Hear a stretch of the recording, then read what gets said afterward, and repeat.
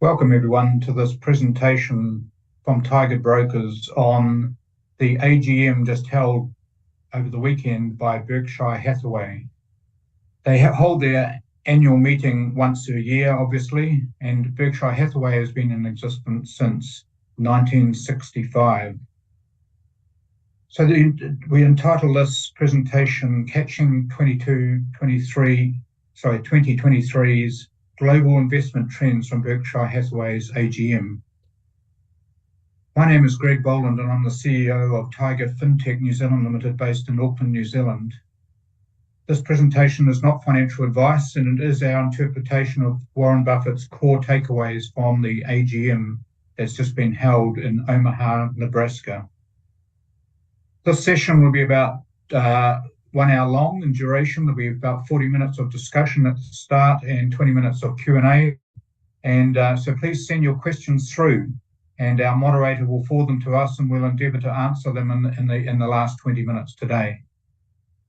We're very fortunate to have Pete Tan, an adjunct mentor and investment manager here from Singapore with us today. Welcome, Pete. Hi, Greg. Thanks for having me. Thanks for being here for us. So we greatly appreciate you taking the time to join us. So tell me a little bit about your mentoring and background to start. Yeah, so I've been a fund manager for about 4 years. And actually on the side, my passion is actually about mentoring those who are serious into investing for themselves, right? So I coach them on investing. And this year, together with some of my colleagues, we took a trip to Omaha, Nebraska to attend the Berkshire AGM, and I'm still at Omaha right now. We just had the AGM yesterday, and so right now we're actually still digesting all the information that's coming through. Okay, and what time is it there in Nebraska now? It's about 11 p.m. So we are thanks for staying up for us. It's 4 p.m. in Auckland tomorrow. Yeah, and midday in Singapore and Beijing. Yeah, that's right. So yeah, no problem at all. Yeah. So that's the first time you've been to a AGM by Berkshire Hathaway. What was your take of it? What did you go along thinking it would be like, and what was it actually like? Yeah, so I've been following the Berkshire AGM through Yahoo News and CNBC remotely for many years, and actually it didn't occur to me that I would want to come to the AGM. I always thought I could just watch it over the live stream anyway. But I just wanted to have a feel for myself, and the truth is Warren and Charlie, they are no longer young chaps, right? So I also want to take the opportunity to come here, catch them in person right before I'm too late as well. But really, I think coming here to see that, to attend the AGM live, it's not just to see the two legends in person, but it actually helps me to have a deeper understanding about Berkshire and its subsidiaries, because all the managers were there, right? The subsidiaries actually have an exhibition hall where they are there to meet shareholders, and they are all very keen to explain to us in extensive details about what's happening. And the AGM in person gave me a better sense of what Berkshire is doing, and gave me a lot more confidence going forward as well. Yeah. Okay, and so within the conference, how many people attend? Well, it is an overwhelming number, right? The Omaha Chi Center where the AGM is held, I think they have capacity close to 20,000, but the estimated attendance was like, but the estimated attendance was like 40,000. So whoever can get in, they will get in. People were sitting by the stairs, people were standing at the stairwell, and there were even overflow rooms, right? So people actually were put into another room where they watch live stream as well. So everyone tried to get into the main stadium so that they can watch it live in person. Yeah. Okay. And so in terms of the presentation itself, so on the stage you had Warren Buffett, who's now 92 years old, and Charlie Munger, who's actually 99 years old.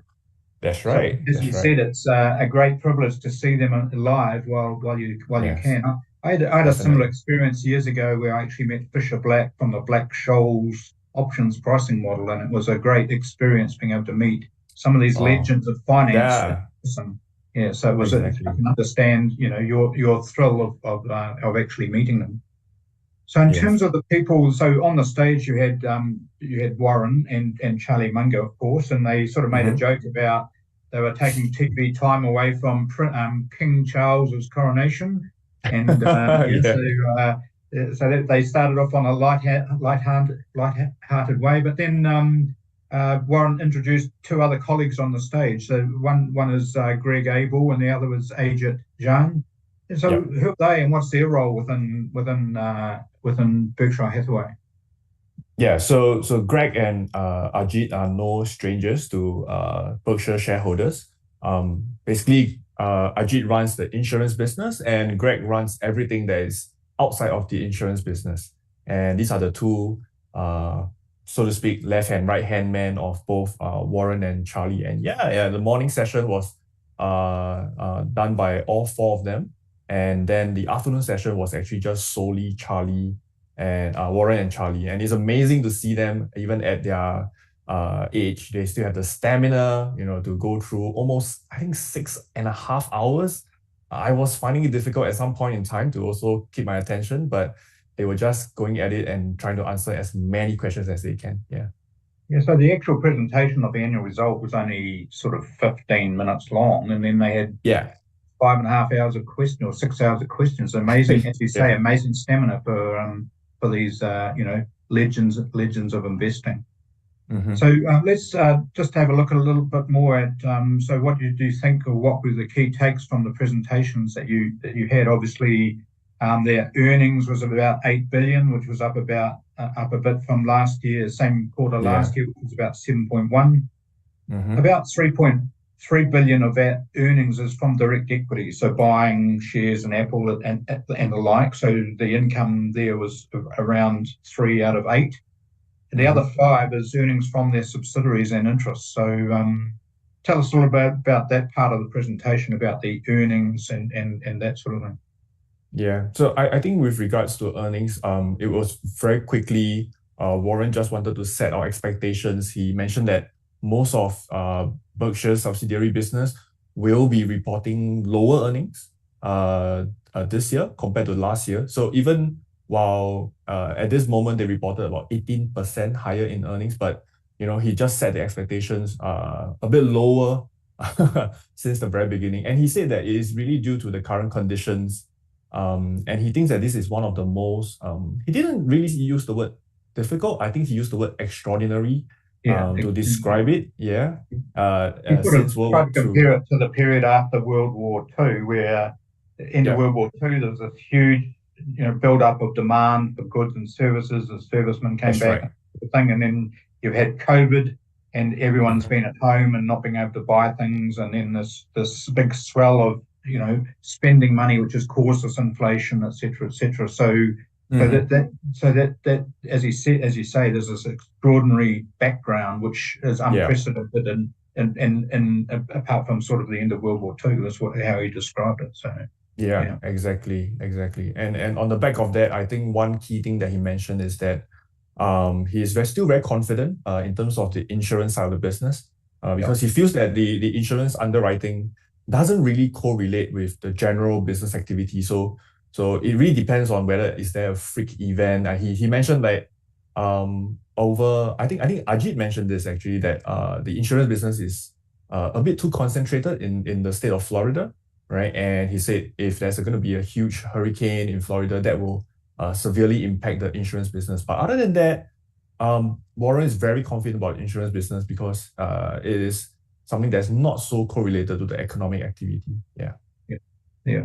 So in terms of that, so going forward, to look at his earnings over the last 4 years, so that obviously this is a quarterly result, but it's also the AGM, so they're announcing their operating earnings for the whole for the year. So 2019 pre-COVID earnings of about 24 billion.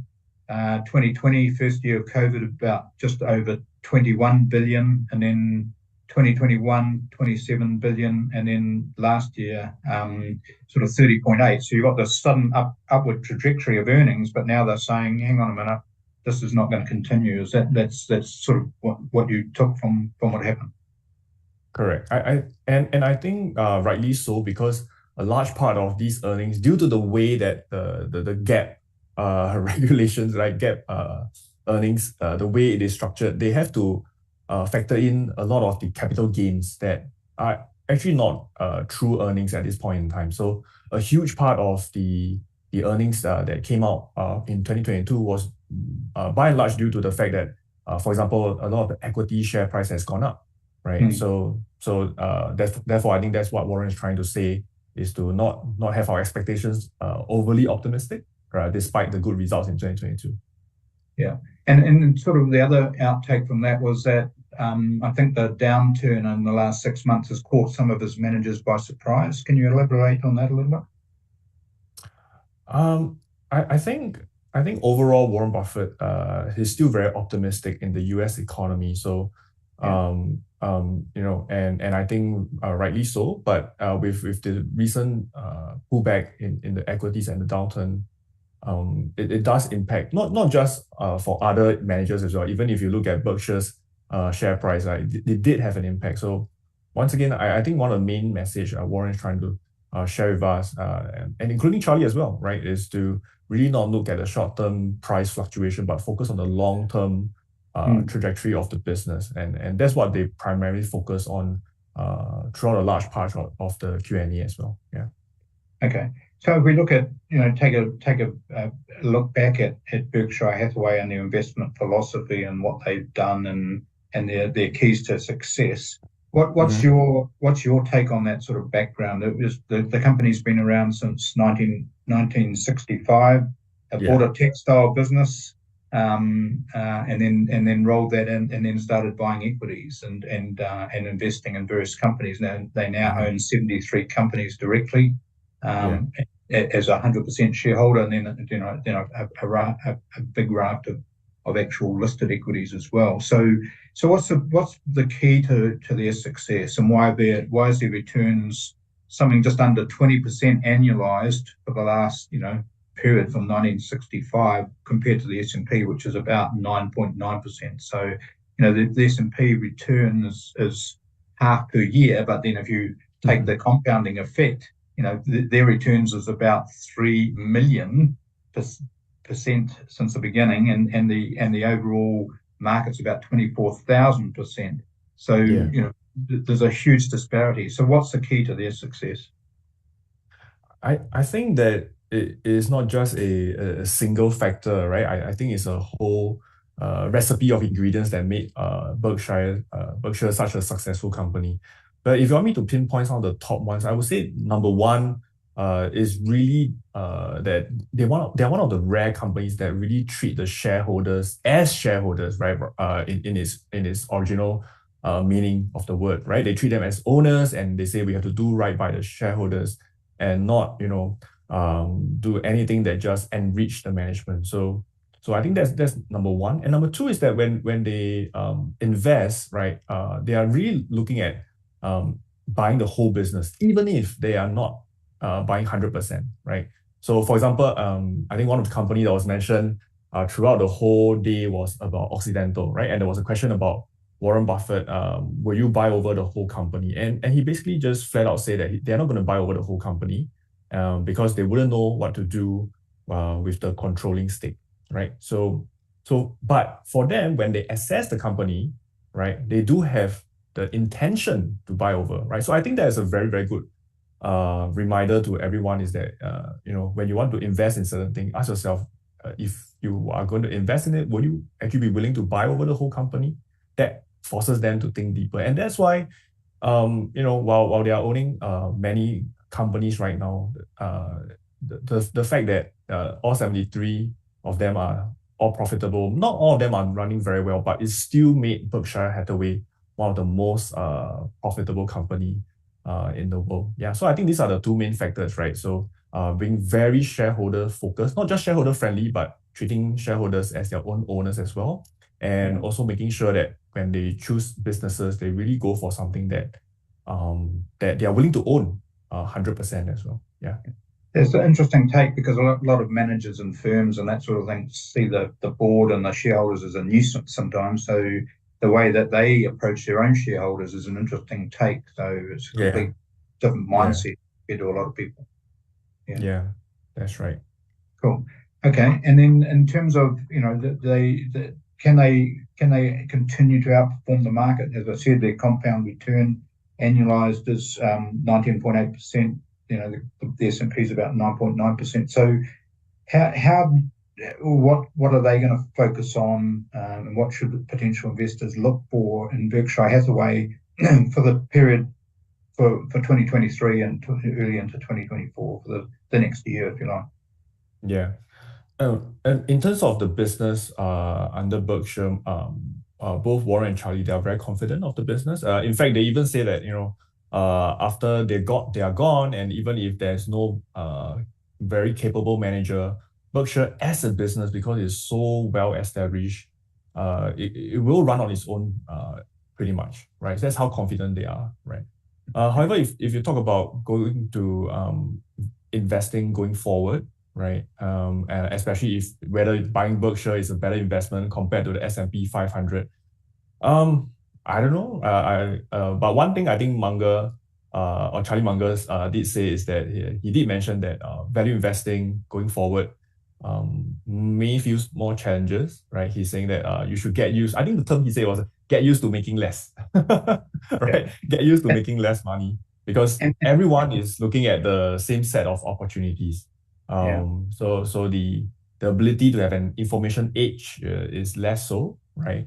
So yeah, yeah, but I think the good thing is that Warren kind of like disagrees with Charlie, and he says, people do I think he said people do dumb things, right? and yeah, and we do dumb things to an extent that it makes it easier for us as value investors to be profitable as well. So yeah, you kind of get two sides of the coin from both Charlie and Warren, right? One is less optimistic and one is more optimistic, and they have been in this very interesting duo for the longest time, right? Munger has always been the pessimistic guy, whereas Warren Buffett is the more optimistic one. So yeah, I don't know if it's going to really continue to outperform the S&P 500, but I think there are plans in having Greg Abel and Ajit to run the business. That shows us that they have a lot of confidence, and I think it'll still be a good business. Whether it will outrun the S&P, I think it's hard to tell. But yeah. historically, it has been a great company. Yeah. So you elaborated a little bit at the start around the insurance business being sort of immune or That's to right. the economic cycle, and so they talked about the economic cycle being going to be tough. Interest rates are high, revenue is going to be lower. That their own managers had overbought things, so they've got to get rid of inventory, so they're going to have to sell stuff at a discount. Yeah. So the whole economic cycle is going to be tough, but yet the insurance business is sort of immune to that. Yeah. So how will that help? How will that help the business over the next couple of years?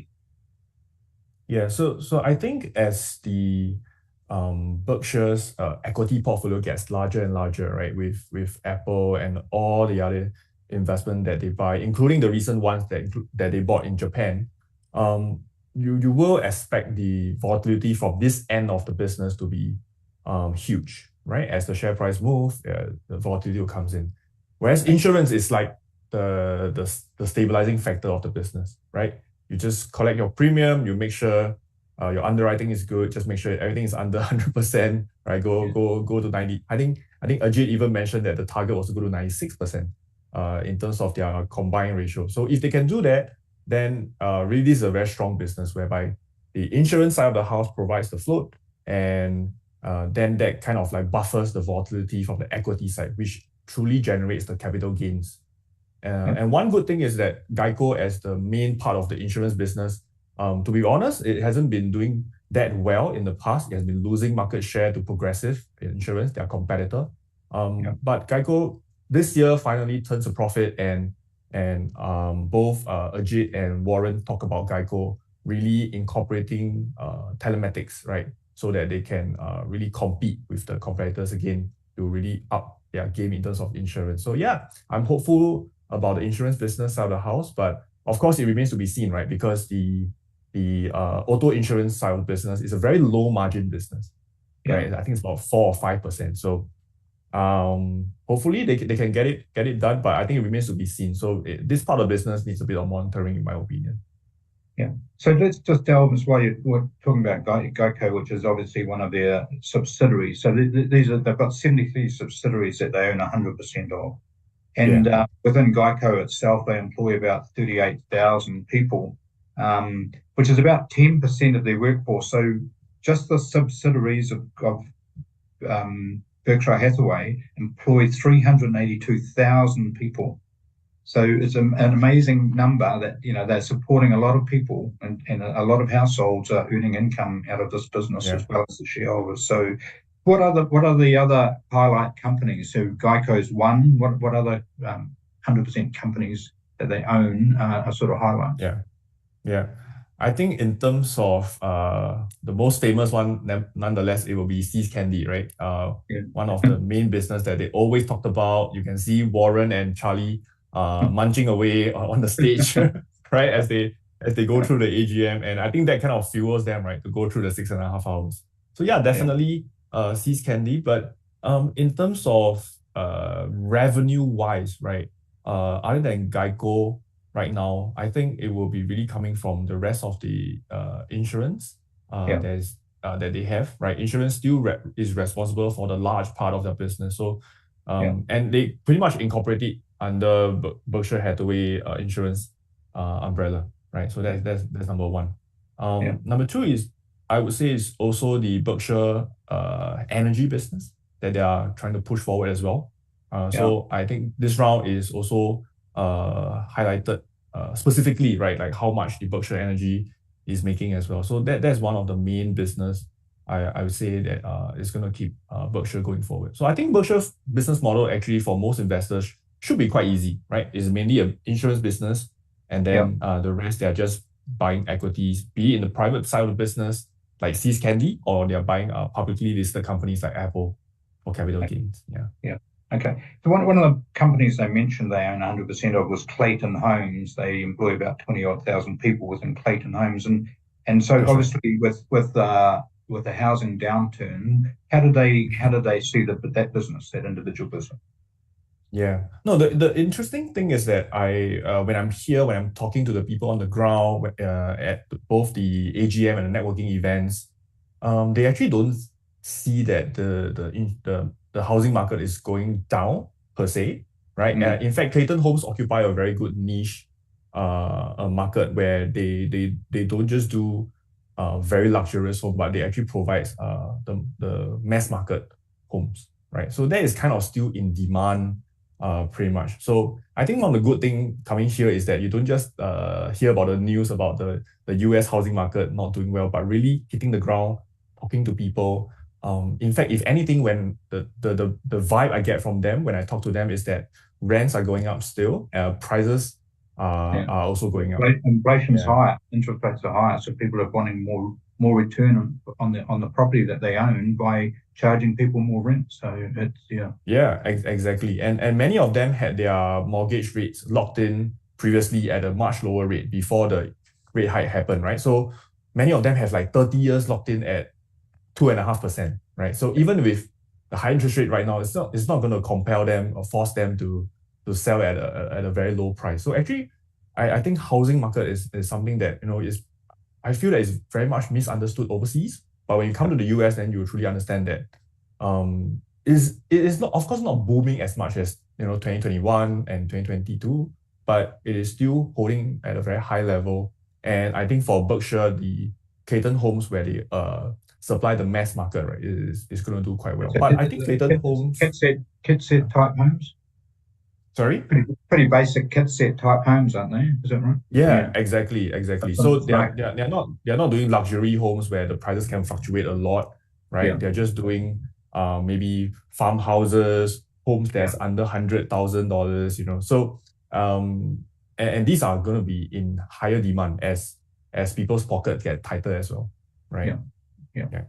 We talked a little bit about interest rates. We'll move on to the individual equities they own in a minute. But in terms of the interest rate change in interest rate, one of the one of the highlights for me is their interest income. They just is the most recent investment, which is about $3 billion in treasury bills, was at a yield of 5.92%. They mentioned that as part of their first part of the meeting, and that's complete opposite to COVID times where interest rates, they said they got as low as 4 basis points. So the difference, obviously between 4 basis points and 592 basis points is a huge amount. So interest income forward, that's going to be a bigger part of their income, obviously. Yeah. So in fact, right now, we do see that Warren is actually going after the interest a lot, because I think the main thing is that they don't see very attractive opportunities at this point in time. So there was a huge part of the AGM where he talked about cash is not trash, and Charlie said I like where my cash is. so they are all for keeping cash on the sidelines, waiting for a better opportunity to come to them. And in the meantime, they are just buying treasury bills to make sure that they take advantage of the high interest rate, right? And so I think that's a brilliant move. You don't see anything good, you don't have to force yourself to invest. You don't have to be to invest even though you have cash. And I think that's something that many retail investors can learn from as well, right? It doesn't mean that you have to be always invested in the market. Yeah, exactly. So in fact, right now, I think they talk about the money market fund. In fact, I think Charlie is the one who said that. Maybe I'm wrong, but I can't remember exactly. But they say that everyone should put some of their savings in money market fund, because you are kind of out of the banking system, right? So they talk about the banking crisis. So if you're out of the banking system, you're in the money market fund, and you still can get about 4%, maybe even 5% as well. Yeah. Okay, cool.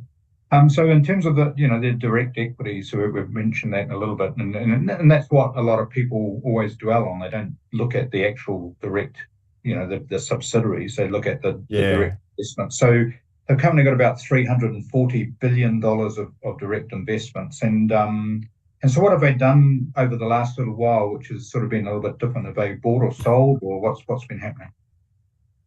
Yeah, so I think the latest news came out is that they actually trimmed about 20% of their Chevron position. To give the audience some context, Chevron was the third largest position, right behind Apple and Bank of America, right? So they have trimmed about 20%. I think that brings them about, I think 16 or was it $14 billion, right? Which they can redeploy as well. And there are also some analysts saying that they part of their sale might also mean that they have fully exited some of the positions, for example, some of the banks and even TSM, Taiwan Semiconductor as well, right? So I think they are just amassing more cash, right, to hold on the side and to wait for better opportunity. And I think in terms of Chevron, they are not fully exiting yet, but because since they have bought Chevron has already gone up quite a lot, right? So it absolutely makes sense for them to take some profit here. Yeah. Okay. So they sold about 13 billion of equities in the first quarter. So what did they buy? Did they buy much or not much? The only thing that they bought that we could see is that Warren actually made a trip to Japan and increase their stake in the top 5 Japanese trading firm, right, in Japan.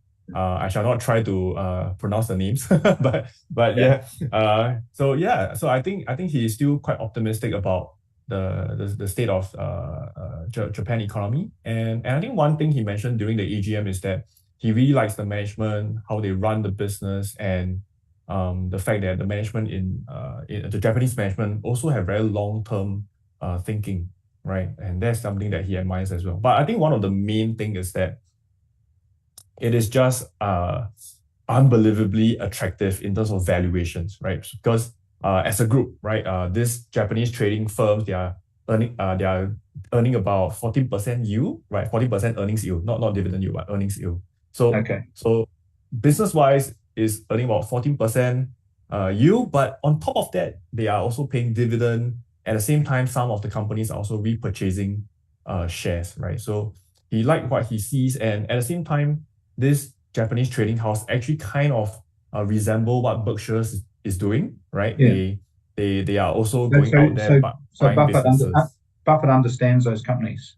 He understands what. Exactly. Yeah. Yeah. He understands how they work, how they make money, and that goes back to what Buffett always says, right? Invest within your circle of competency. So Yeah. he sees it as that. Yeah. Yeah. So they are somewhat similar to Berkshire. So those That's are Itochu, Marubeni, Mitsubishi, Mitsui, and Sumitomo. Missouri. So they're the big trading That's right. houses in Japan, the five biggest. So Yeah. yeah, so they've bought about nearly $8 billion worth of those equities. Mm-hmm. They've only spent about another 2 odd billion in the US, and yet they've done a stock repurchase with some of the cash as well. So the shareholders will be quite happy that they've bought some back of their own stock because that'll increase the value of their stock as well. Stock repurchase. Yeah. Okay. That's right. Cool. So in terms of the key holdings, so a lot of, and Warren sort of, if you look at the direct equities, Apple is now nearly 47% of their portfolio. And some of the people said, "Oh, you're not diversified enough." But how did Warren sort of handle that? Because he's got all this big other bucket of cash and other direct holdings. So how did he handle the questions around under diversification and too much focus on Apple? Yeah.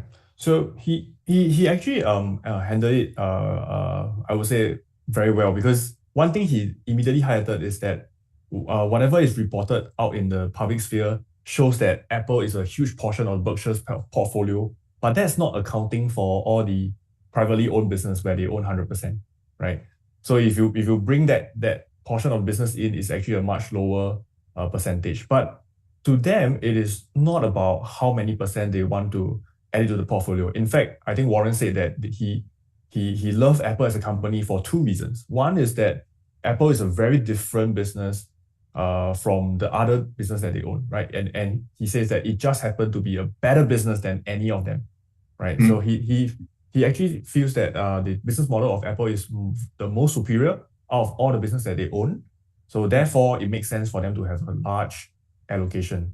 But not just that. The second reason why he liked Apple so much is that, he talked about them buying See's Candy and buying NetJets. So when they have bought 100% of these companies, they can't buy 200% of See's Candy, for example, right? So they have to stop somewhere. But he says and that is a big problem for Berkshire, because Berkshire is such a big company. They would love to own more of a good business. So even at this point, when they have let me just look at it. They are owning about 116 billion worth of Apple shares, but it only makes them a 6% shareholder. I know, it's so funny. Right. So it allows Warren and Charlie, or Berkshire as a whole, right, to continue to buy more if they want to, right?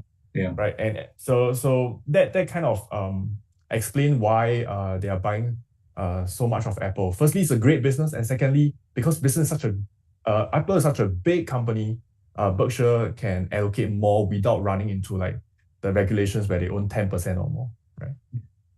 Just around 2015, it was worth about $1 trillion. It's now $2.8 trillion. So it's gone up a lot. It's been a great buy for them. Exactly. And so in terms of other shares, they still own other S&P 500 stocks, and they own they have a major shareholding in 8 or 10 of the major ones like Coca-Cola, Bank of America, American Express. We mentioned Chevron. Is there any others that sort of stand out? Yeah, so I think of course Occidental as well, right? They have been increasing their purchase of Occidental. They even increased it right before, not say right before, maybe a couple of weeks before the AGM. So I think the top few such as Apple, Bank of America, Chevron, Coke, American Express, Kraft Heinz, Occidental, these would already form, I would say, close to 60%, right? So if you look at Berkshire Hathaway, be closer to 70, I think, because of the maybe closer to 70 as well. Concentration of Apple at 47%. So I think overall, Berkshire is still a very concentrated business. Because the rest are just tail, right? They don't really account for much of the business. And they haven't bought any Tesla? No, not yet. What's their view on Elon Musk? Well, Warren is always someone that is more kind. He's more careful. He's more careful with his words, right? So, whereas Charlie's a bit uh, harsh. yeah, Charlie's a straight shooter, right? You know, when you're 99, you kind of say Yeah, what you have in mind. But he does give Elon praises. He talks about Elon being a very talented person, but he feels that the things that Elon tries to do are very difficult, right? He talks about it being almost impossible, and Berkshire or Warren and Charlie in this case, he says that we are different. You know, we are trying to look for an easy job that we can identify. We are not here to change the world. So that's quite interesting, right? So he said that they are not here to compete with Elon in that sense, right? yeah, It's a different way of investing. He says that Musk has a pure focus in solving problems, but some of the jobs are quite impossible. Whereas for Charlie and Warren, they like to do simple stuff. and invest in businesses that they know and understand. Yeah, exactly. Yeah. Okay. So in terms of some of the other things that they talked about in terms of banks and commercial property. Those were when people sort of look at the problem areas of a market. They mentioned commercial property. They mentioned banks. So what's Yeah. your take on what they said there? Yeah, so I think commercial property wasn't a big thing that was mentioned. It was just brief mentioned in passing that Berkshire has never been very active in commercial real estate because for tax reason, right? I'm Yeah, not sure exactly why within the tax reason, but he's saying that it doesn't really make sense for Berkshire to own commercial real estate. But I think the important thing about the commercial real estate that was highlighted is that he talked about the downtown in the US are emptying out, right? And he think this yeah, is going to be quite significant when everyone moves away and don't use the offices anymore. So yeah, maybe some of these mortgage loans might run into trouble, yeah, right? So, but he said, overall it's going to be okay because it's just going to be one set of owners buying these properties, selling to another set of owners. So, yeah. yeah, I think there's no problem. And are you So seeing what that was yeah. seeing much in that in Singapore? Is there commercial real estate that's coming up for renewal and people aren't going ahead because COVID has sort of changed the mindset. We don't need to Mm. all be in the office for 10, 12 hours a day. We can work from home and that sort of thing. Is that happening in your part of the world as well? Yeah. Interestingly, I think it's not happening in Singapore. I think possibly due to the fact that Singapore is such a small country anyway, right? And the So, houses so and your houses are quite small, so you want to get away from them. yeah, exactly. And I think right now, because my office is in the CBD as well, I do see people coming back. It's getting crowded during lunch as well. So Yeah, yeah, I think Singapore is a little bit kind of a unique case it is in this, yeah, concentrated. for commercial real estate. Yeah. In fact, if anything, I think the news was saying that Singapore commercial office rent is going up. Yeah. Yeah, yeah. So it's Okay. slightly different. Yeah. Yeah. So And you so were saying the second part of the question? the second part was around banks. So Yeah. obviously we've had this problem with, it started with Silicon Valley Bank and these other banks that have folded or been taken over and that sort of Mm, thing. And mm, and that's largely also, the whole factors around inflation and high interest rates that, high interest rates have hurt these banks because they, you know, not earning as much income. Well, they should be earning more income by high interest rates, but they're locked in for too long, and so they're now funding at a higher rate than what they're actually mm. lending out, because of that their duration of interest rate risk is affecting them. So what Yeah. did they say about banks and the like? And are they investing in banks, or they think this is an opportunity to buy them, or not? Yeah. So I think in terms of banks, they were in line with the government sense that they are approving that the FDIC basically bail out everybody, right? Because they feel that if they only cap it to the FDIC limit of $250,000, that Yeah, would create a panic in the banking system. So they are quite approving of that, but Charlie was still critical about the money printing, and they talk about the incentive in the banking systems are not in the correct shape, right? So he says that there are a lot of things that they could do better, but in terms of Bank of America, which is the second largest holding, they are still very confident. Mainly, I think Warren highlighted that they understand how Bank of America makes money and is not as levered.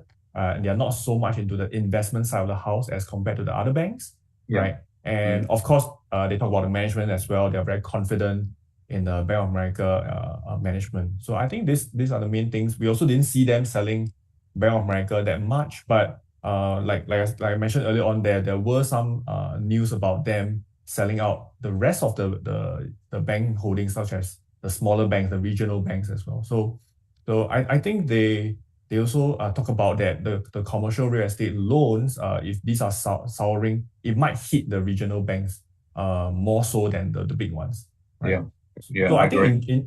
so I think in general the Berkshire as a whole, or in fact just Warren and Charlie, they are still quite confident with the big banks, right? Where they are much more liquid, they are much more funded as compared to the regional banks. Yeah. Okay. So just in terms of the things that caught your eye, we mentioned Japan and buying into those investment houses there, or big businesses there that they understand. Is there any other things that they're looking at buying, or did they mention that? They seem to be sitting on their hands with this big chunk of cash. They've sold a lot of equities but didn't buy much more. So that they only spent 20% of what they sold. So is there anything else in terms of direct equities that our viewers should know about in terms of what they may have bought? Yeah. I think actually one of the big hint that they gave was that if they don't see anything that is attractive, they will look at having more share buyback as well. So I think in terms of equity purchases, I don't have better insights in terms of what they're going to buy next. But they are definitely looking at share buyback for Berkshire.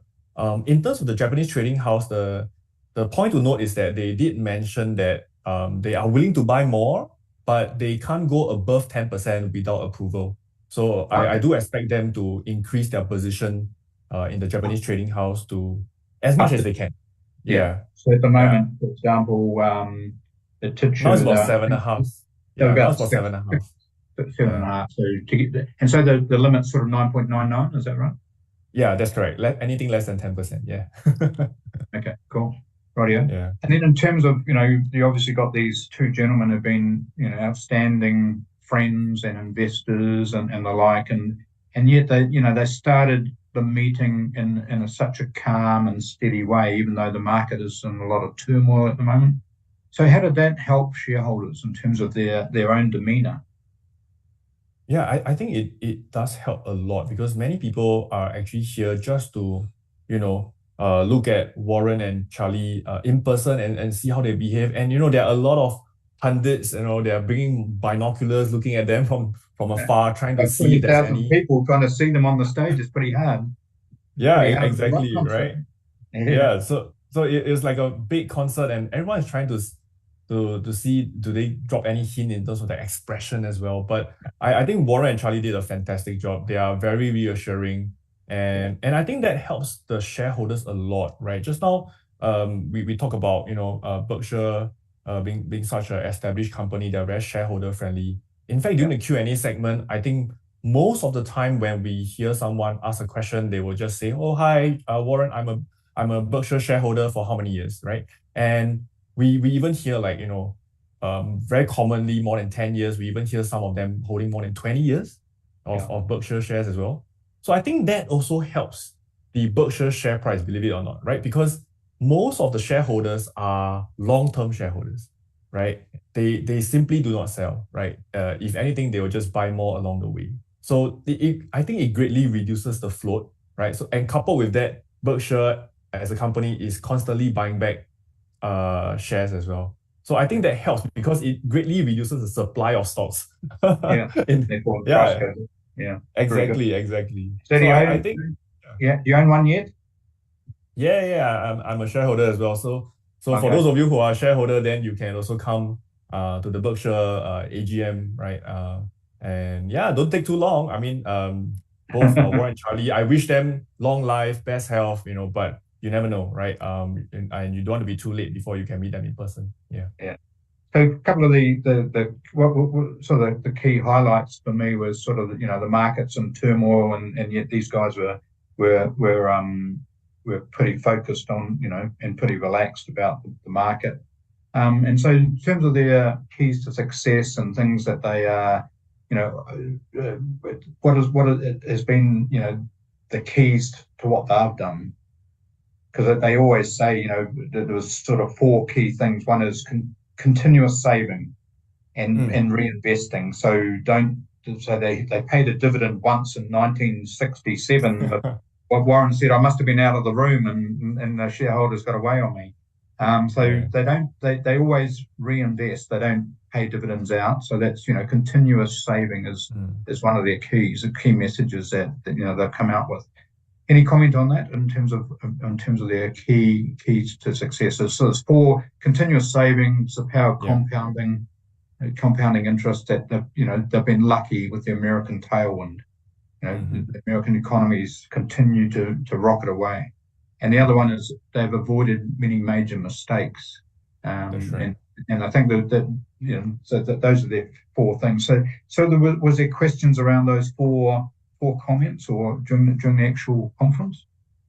I think I can't recall that if there was a specific questions about the success factor, but to me, I think for Berkshire, other than the four, one of the key success factor for them, right, is their consistency in terms of their behavior, right? Yeah. So they don't get carried away, with like the hype, right? In fact, I think there was a few questions that were earlier on asking about AI, right? Yeah.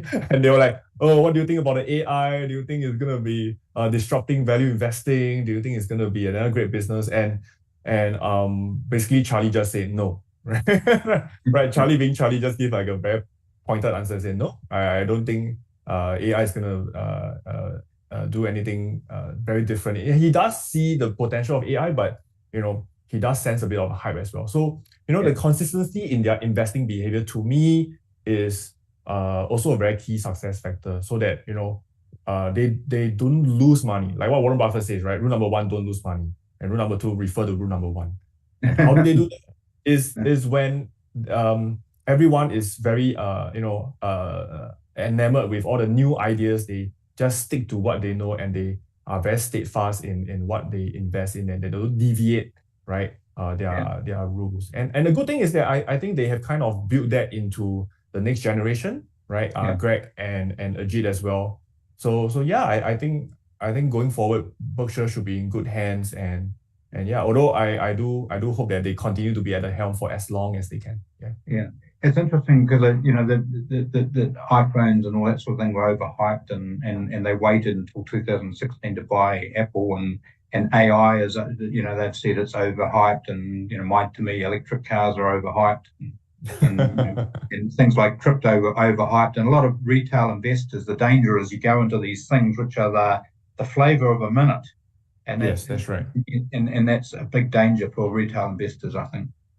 Correct. Yeah. So I mean, one thing that I think they mentioned about one of the Berkshire's strength or advantage is that they are constantly in tune with what the consumer wants. So they don't really care about the hype that's going around. They are just very focused in their businesses and say, okay, what do the customers want? How can we serve them better? And I think that helps them to not just find great businesses to invest in, right? For example, identifying that Apple has such a strong moat in terms of the iPhone sales, but it also helps them to improve their existing businesses that they have overriding control, right? Where they can implement changes and make them even better business, right? Just to give you an example, when I was at Boschim's, one of the jeweler that they own 100%, right? And when I was there shopping for a gift for my wife for upcoming Mother's Day, the experience was really something that I don't experience in Singapore. Right. And so in terms of customer service, or in Yeah, in terms terms of of selection? customers, Or? yeah, in terms of customer service, I would say, I don't think the product is any better. A diamond is a diamond, right? But it is really the customer service, making the customer feel great, and yeah, and that actually generates a feel good feeling, right? So and then the customer will come back again. So yeah, coming to the AGM does help to really understand how they run the business and why their business under them continue to be much better than the competitors. Yeah. Hope the jewel piece wasn't a surprise because now the rest of the world knows about it, including your wife. Should I be don't think she's expecting it. watching. I They don't should think be she's expecting a watching big this. diamond, I think. No, no. She knows that I'm buying her something, but I don't think she's watching this. Very good. So we're just coming up to about 10 minutes to go, and we don't have any questions, so we may finish a little bit early. But let's just take, what is the concern? A lot of the things we're doing then is around the positive. Obviously, the negatives is around interest rates being higher and therefore the returns revenue being lower and those sorts of things. So we've talked about a little bit about the hot topics like AI and Japan and that sort of thing. So was there questions or comments that you talked about to people about around concerns to the shareholders in the question and answer session? Any things that sort of stood out that are problem areas? One is obviously the banks and commercial real estate. There's a couple that they mentioned, but what else? Yeah. I think also the fact that at the tail end at the AGM meeting there were a lot of questions about Berkshire not doing very much about the ESG, about the climate stuff, and Yeah. and that was something that really ticked off Charlie was like, I don't know anything about climate. I don't know whether it's going to be better or worse, but he says Berkshire is just going to invest accordingly. So I think that, to me, that is a concern whereby if the future shareholders or maybe the future management were to succumb to such pressures, to practice a lot of ESG or maybe anything that distracts, not just ESG, but maybe anything that distracts Berkshire from its core business of identifying great businesses to buy over, right, or invest in, then to me, I think that will be one of the greatest risks. Not so much of succession plan. I think many people have in mind, like, oh, what's going to happen after Warren and Charlie passes on? I think they have already identified the successor, right? I think the ship is in good hands. And I agree with Warren when he says that, this is such a great business that, it doesn't take a genius to run it, right? So it is a good business that can really sustain on its own.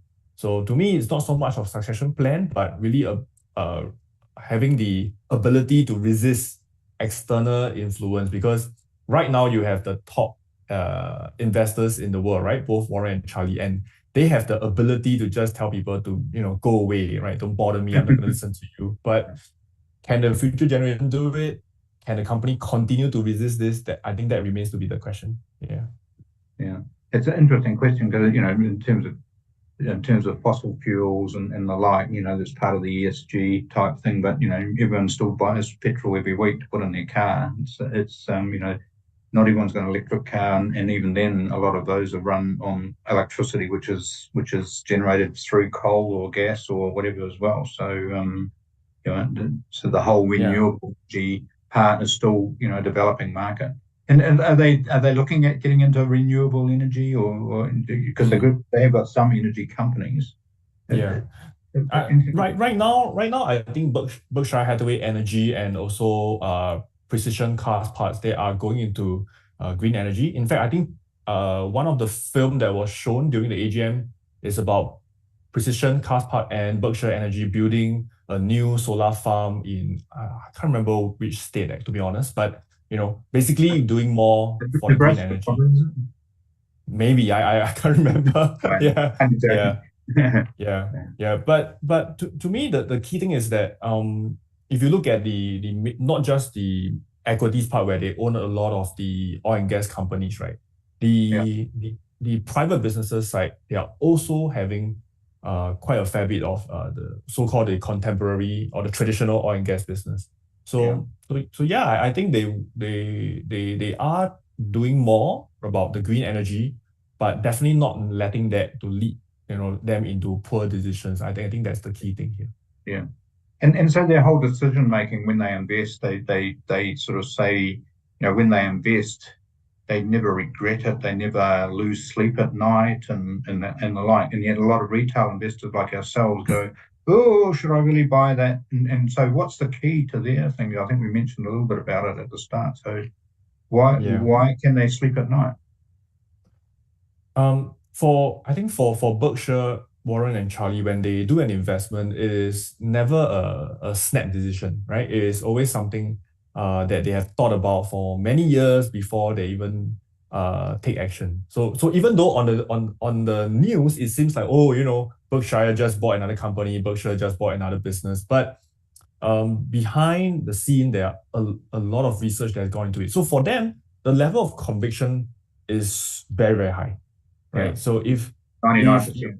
almost 99%, right? And that's why they are able to put in large amount of money into such businesses, right? For Berkshire, even a 1% allocation are in the billions, right? Yeah. So they have to be very certain. Things like Coca-Cola, they put in 3 billion when they bought it. It's now worth 20. That shareholding is now worth 25 billion. So you're right that they can sleep at night because they've done a lot of homework. They invest in things that they actually understand and the like. So I think that's a real key for investors.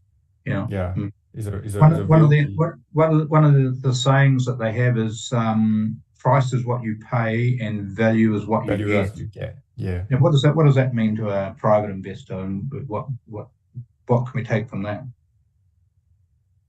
I think from that quote, it really helps the private investors to look at the market, not just looking at the price, because many a times it's always the price that drives the sentiment, right? Yeah. If we see a company share price surging, everyone will be very interested. They'll be like, should I buy some? Maybe you'll go up another 10% or 20%. But to Warren and Charlie, when they look at price, they are just asking the question, okay, if I'm paying $100 here, how much am I getting in real value? And to them, the real value is just one factor. I think it's just one factor, right? The operating earnings. That's the main thing that they talk about, right? How much am I paying to buy this business that's earning this much, right? Yeah. So to them, they would rather see the price drop, right? They are and buy more, right? And I know this is a very cliche saying, but buy low, sell high, but it is the gist of investing, right? It's about looking for things when it's cheap. So really, I think last year in 2022, it taught us a very painful for some people, but I think it's an important lesson where a lot of investors or retail investors, new investors, chased a lot of hype. Go into the hyper growth companies with literally no earnings, some revenue perhaps, but and the shares had a very good run up, but later on just come back to the ground, come back to earth, and that was very painful for many people. And so if more people can have the mindset and the temperament of Warren and Charlie, I think investors will do much better. And so, they have avoided the hype. So, a key to private investors avoid the hype. We get a lot of inquiry at the moment as a broker around gold, and it's at the top of its price. And so, why are people looking at something when it's getting overhyped? Yeah, exactly. That's what they're saying about AI and what they say about a lot of their investments. Correct. And they are always looking for things that are productive, right? That means that it is generating cash. So I think Warren has made his position very clear on gold, that he's not a big fan of gold. He feels that it's just a piece of rock that's being dug up and being stored somewhere, right? So, I mean, I'm not saying that gold is of no value. Of course, there is a value because people are buying it as well, right? Central banks are keeping them as well. But from Warren Buffett's point of view is that he rather buy businesses where every year it is generating cash, whereas gold is just stored somewhere. It's not giving you dividend. It is not giving you earnings. In fact, it costs you to store the gold, right? That's what he said. He said it's a negative earnings company. You've got to pay for storage and you've got to pay for insurance. So perhaps gold can be a good balance for some of the portfolio structure that people have out there. But in terms of investing, in terms of the way that Berkshire invests, I don't think they have a position in gold at all, right? Not even in gold miners, if I'm not wrong. Yeah. No, yeah, I think that's okay. Yeah. Okay, so we're just coming up to the hour now, and so in terms of your key things, are you going to attend again? Definitely looking forward to come again. Need to check the schedule, but I would love to come again because it is not just about attending the AGM. In fact, the AGM is something that, to be very honest, every one of you watching right now, you can read online, almost as fast as I'm watching it live, right? So because there were people, transcribing it live for everyone. So the main AGM is not the highlight of the show, in my opinion, right? To me, the highlight of the trip, if you were to make it down here to Omaha, is to really go for all the side gatherings, side events where investors of different focus, of different interests, gather together and learn about investing further as well. So yeah, I actually look forward to coming again next year to attend all these side investor gatherings, smaller events, and really just to get to know more people as well, and also broaden the horizon of investing.